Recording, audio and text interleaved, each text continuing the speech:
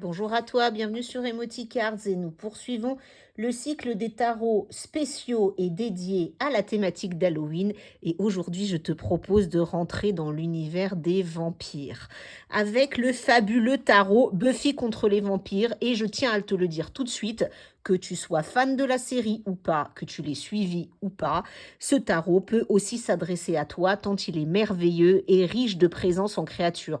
Bien sûr, à l'intérieur, tu retrouveras tous les héros de la série si tu l'as suivi, mais tu peux aussi très bien compulser ce tarot sans être fan de la série ni sans la connaître. Alors, particularité de ce tarot, il est illustré tout en rouge, noir, violet, avec des pointes d'or, à l'image du raffinement que nous connaissons si bien chez les vampires et autres créatures surnaturelles.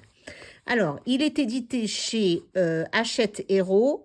C'est un tarot divinatoire, bien sûr, avec 78 cartes entièrement illustrées, un guide de 128 pages, tarot d'inspiration Rider-Waite-Smith, ce qui veut dire que toutes tes arcanes mineures sont également illustrées. Après, il faut quand même un peu être à l'aise avec le tarot parce que tu verras, certaines arcanes mineures sont rebaptisées et parfois, les illustrations ne sont pas très intuitives, sur certaines cartes mineures parce que, ben, elles font référence, à des héros de la série et tu pourrais te perdre en interprétation. Mais c'est le seul bémol parce que, c'est vraiment, vraiment un tarot, magnifique. Tout est pensé, hein, jusqu'au moindre détail, hein, comme d'habitude chez Hachette Héros. C'est vrai qu'ils sont assez forts dans ce genre d'ouvrage et je te propose tout de suite de rentrer dans le vif du sujet. Alors, ouverture de la boîte, un intérieur assez classique, fond noir un peu irisé, notre bandelette de satin en rouge, le livret. Alors, livret assez classique, oui, qui te fait rentrer, mais très rapidement dans l'univers du tarot en te rappelant toute la beauté de la série que tu as aimée et en t'indiquant également que tu vas retrouver tous les héros que tu avais pu croiser. Et puis ensuite, on arrive tout de suite à ce que sont des arcanes majeures, ce que sont des arcanes mineures, et puis les suites. Alors c'est là où je te disais, ça change un peu d'habitude, c'est-à-dire que les bâtons sont rebaptisés par les pieux. Normal, on est chez les vampires. Les coupes deviennent les calices. Les faux sont les épées. Et les pentacles restent les pentacles. Donc, globalement, là-dessus, sur les nouveaux noms donnés, c'est quand même assez proche de ce qu'on connaît et tu peux t'y retrouver. Maintenant, on est dans l'univers des vampires, hein, donc c'est un peu normal qu'on ait ces nouvelles appellations. Alors, les arcanes majeures, comme d'habitude, ce que tu retrouves, c'est en page de droite, ton illustration, d'accord? Et en page de gauche, donc un peu la signification de la carte en très rapide avec une référence à la série, ce qu'elle veut dire à l'endroit et ce qu'elle veut dire à l'envers. Donc, tu retrouves tout ça pour tes arcanes majeures, hein, comme d'habitude. Ensuite, on passe aux arcanes mineures, où là, à chaque fois, même procédé. Bon, cette fois-ci, on ne te détaille pas vraiment la carte, mais on te donne sa signification à l'endroit et à l'envers. Donc, une fois que tu as vu toutes tes cartes et leur signification, eh bien, tu arrives à la dernière partie qui est dédiée donc à tirer les cartes. Donc, on te donne des conseils sur comment bien préparer ton tirage. Et puis, on te propose des tirages, alors, assez sympathiques, je dois dire. Tu as le tirage Faisons connaissance qui correspond un peu au tirage interview que je te propose des fois pour bien te connecter à ton tarot, le connaître et savoir comment tu vas travailler avec lui. Ce tirage interview est plus simple que ce que je fais d'habitude puisqu'il est en 4 cartes, mais te donne un aperçu quand même assez complet de comment travailler avec ton tarot. Ensuite, on te propose un tirage qui s'appelle l'élu de la prophétie. Alors, là, c'est si tu veux avoir un aperçu général de ton avenir. tu vois, ça va te donner des tendances sur, en gros, les 6 mois à venir. Un tirage donc en 6 cartes. On te propose également le tirage Un monde sans crevettes. Alors j'adore l'appellation. Tirage en 4 cartes, c'est quand tu as l'impression qu'il te manque un truc dans ta vie, mais tu sais pas vraiment quoi, ben tu interroges les cartes pour savoir, dans quel domaine c'est, quelle est la description vraiment de ce qui te manque et comment finalement atteindre la plénitude. Tu as le 5 sur 5 qui correspond un peu à un tirage en croix, d'accord? Avec, comme d'habitude, une situation actuelle, les obstacles, l'idée pour surmonter, et puis tout ce qui va bien pour y arriver. Et ensuite, donc, ce livret se termine par ben, un petit épitaphe sur qui est l'autrice et qui est l'illustrateur. Donc, l'autrice, je ne te l'ai pas dit tout à l'heure, c'est Kazé Gili, qui en fait est ben, fan d'horreur et scénariste de comics. Elle a donc écrit Buffy contre les vampires, elle a écrit hein, d'autres ouvrages et elle vit à Portland dans l'Oregon où elle passe son temps à écrire des livres effrayants, à caresser des chats et à faire pousser des plantes tropicales. Nous sommes dans le monde d'Halloween.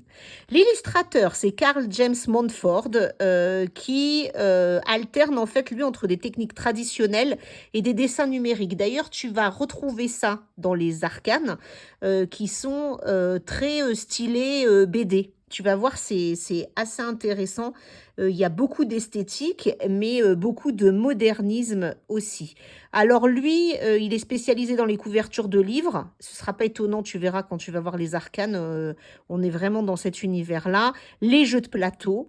Et donc, il croque tout le temps, ce monsieur. Il travaille donc dans la plus vieille ville du pays de Galles avec son chien 3 poules et les éventuels animaux sauvages de passage. Donc voilà tout ce que te délivre ce carnet. Donc on est somme toute sur un carnet assez classique que moi je te conseille de lire parce que c'est ce que je conseille toujours, d'aller dans la lecture complète du livret pour t'imprégner de l'univers, de la façon dont les cartes ont été pensées dans ce jeu-là. Mais après, ce que je te conseille aussi, c'est de mettre de côté ton livret pour laisser aller ton intuition et te livrer à ta propre interprétation. Alors, poursuivons. Comme je te l'ai dit, nous avons notre petit ruban de satin rouge. Et voilà les cartes. Donc, comme je te le disais, tu vois, moderne, esthétique et un peu univers BD comics quand même.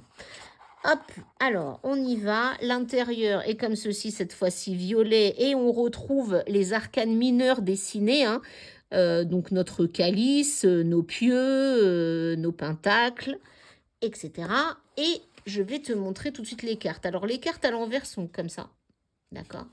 Et puis ensuite, tu retrouves donc tes cartes classiques. Alors je te les montre parce que c'est toujours bien de parcourir un jeu. Le mât, donc tu vois là, on sent vraiment toute la volonté d'aller vers quelque chose de nouveau. Bien qu'il soit vampire, il donne sa tête face au soleil et il fuit ce cimetière pour vraiment tout laisser et se lancer dans l'aventure.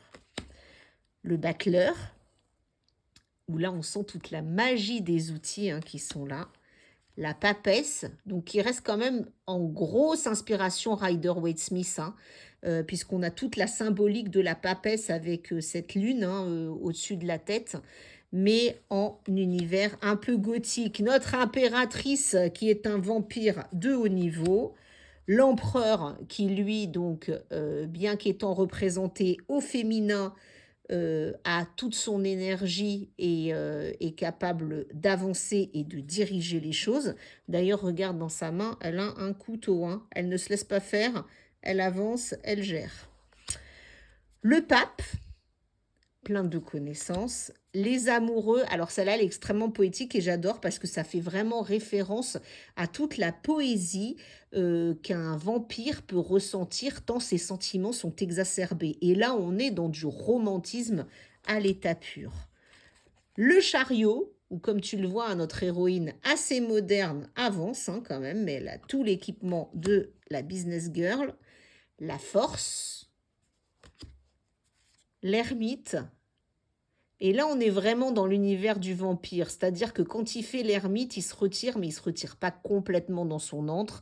Il est à la lueur de la lune. Et comme tu le sais, le vampire aime la musique, tout ce qui est beau, l'art, l'esthétique. Et là, tu vois, il se retire pour se replonger dans son univers artistique. La roue de la fortune, on sent bien le déchirement suivant comment elle va tourner. La justice, où là tu as un héros de la série, hein, bien sûr, si tu l'as suivi. Le pendu, avec bien sûr notre vampire en format chauve-souris. La mort.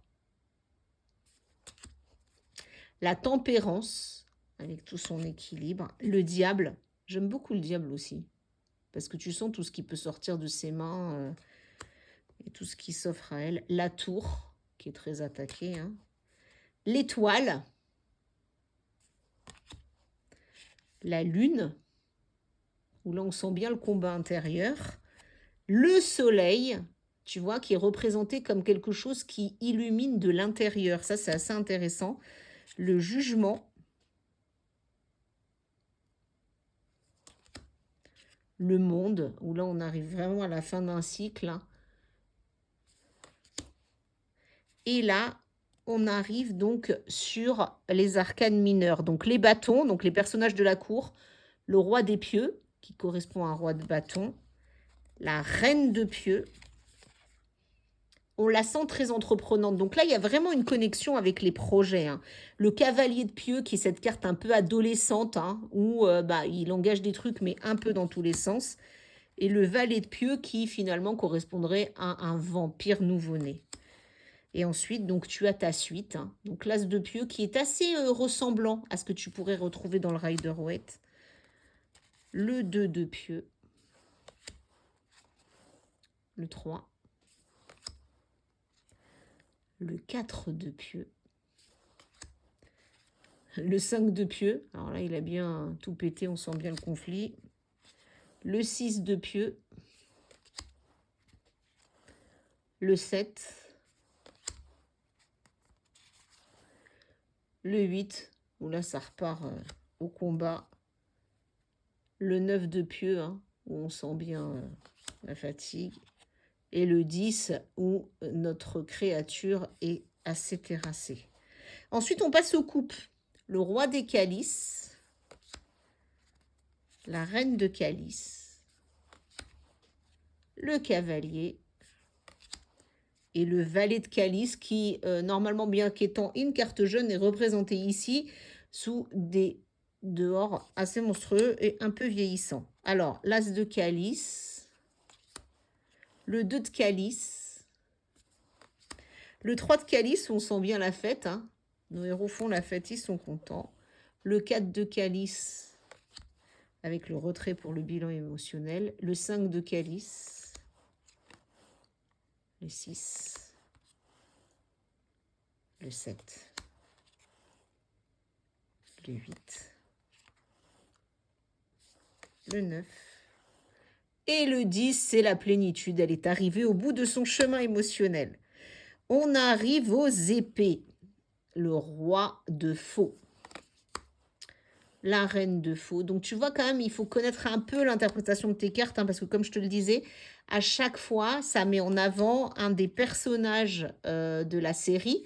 Donc soit surnaturel, soit combattant. Et parfois, tu peux du coup avoir du mal à faire le lien avec une interprétation. Bon, là, le 3 de faux, on a bien compris, on est bien sur notre 3 d'épée.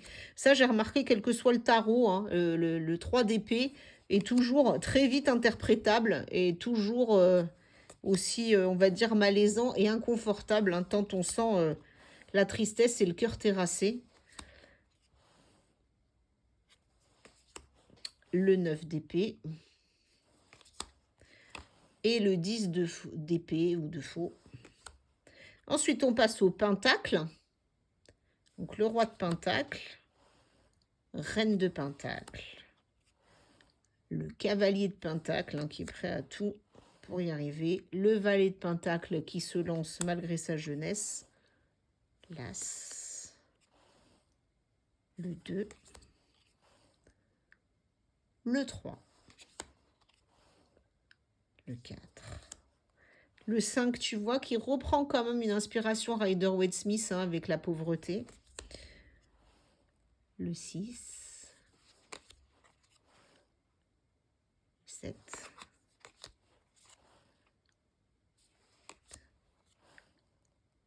9. Et nous arrivons à notre dernière carte d'arcane mineur, le 10 de pentacle.